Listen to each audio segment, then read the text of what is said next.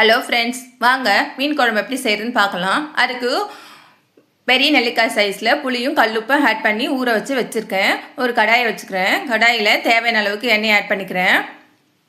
இப்போ கடுகு 1 ஸ்பூனும் 1/4 ஸ்பூன் வெந்தயமும் ஆட் பண்ணிக்கிறேன். ரெண்டும் நல்லா பொரிஞ்சு வந்த பிறகு பூண்டு ஒரு 4 பல்லு தட்டி வச்சுருக்கேன், அதையும் இது கூட ஆட் பண்ணிக்கிறேன். அப்புறம் ஒரு மீடியம் சைஸ் வெங்காயம் கட் பண்ணி வச்சுருக்கேன், அதையும் ஆட் பண்ணிக்கிறேன்.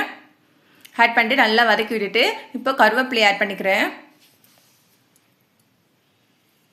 கருவேப்பிலையும் ஆட் பண்ணிட்டு நல்லா வதக்கி விட்டுக்கோங்க.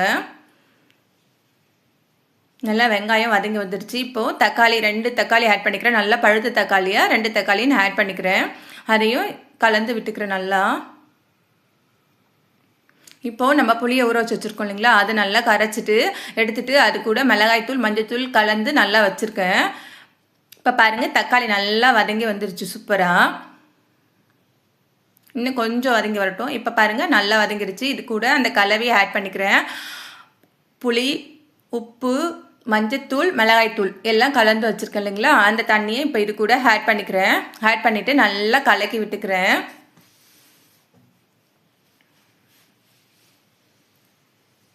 நல்லா கலந்து விட்டுட்டு ஒரு தட்டு போட்டு க்ளோஸ் பண்ணி வச்சுருங்க. நல்லா கொதிச்சு வரட்டும். இப்போ பாருங்கள் நல்லா கொதிச்சு எண்ணெய் பிரிஞ்சு சூப்பராக வந்திருக்கு நம்மளுடைய குழம்பு. இந்த ஸ்டேஜில் மீன் ஆட் பண்ணிக்கலாம். நான் வந்து இன்றைக்கி கோலா மீன் யூஸ் பண்ணுறேன் ஃப்ரெண்ட். இப்படி ஒவ்வொரு மீனாக ஆட் பண்ணிக்கலாம். ஆட் பண்ணிவிட்டு தட்டு போட்டு க்ளோஸ் பண்ணி வச்சுருங்க. இப்போ பாருங்கள் ஒரு 10 மினிட்ஸ் கழிச்சு மீன் சூப்பராக நல்லா வெந்து வந்திருக்கு பாருங்கள் நம்மளுடைய மீன். இப்போ இந்த ஸ்டேஜில் ஒரு சின்னதாக ஒரு தாளிப்பு கரண்டி வச்சுட்டு மிளகு 1 ஸ்பூனும் 1/4 ஸ்பூன் வெந்தயமும் நல்லா வறுத்து வச்சுக்கிறேன். வறுத்துட்டு நல்லா ஆறட்டும், கொஞ்சம் நேரம் இருக்கட்டும். அப்படியே ஆறின பிறகு மிக்ஸி ஜாரில் போட்டு பவுடர் பண்ணி வச்சுக்கோங்க. இப்போது இந்த குழம்பு ரெடி ஆகிடுச்சு இல்லைங்களா, இது கூட 1 ஸ்பூன் ஆட் பண்ணிக்கிறேன். உங்களுக்கு எவ்வளோ தேவையோ அவ்வளோ ஆட் பண்ணிக்கோங்க. சூப்பராக இருக்கும் ஃப்ரெண்ட். இப்படி அந்த மிளகுத்தூள் ஆட் பண்ணிவிட்டு மீன் உடையாமல் இப்படி லைட்டாக கலந்து விட்டுக்கோங்க குழம்போட.